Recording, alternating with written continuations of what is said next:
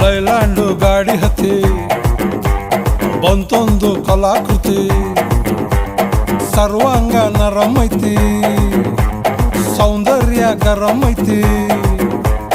High class ಹಂಸ ನಡಿಗಿ, ಹಲ್ಲಂಡೆ ವಂಶ ಬೆಡಗಿ, ಸುತ್ತಳತಿ ಮೊಸರು ಗಡಿಗಿ, ಸವಿನಂತಿ ಕೇಳ ಹುಡುಗಿ. ಸೊಂಟ ಸುಮುಖ ಯಾಕ ಬಿಡುತ್ತಿ, ಯಾಕ ಬಿಡುತ್ತಿ, ಶೇಕ್ ಇಟ್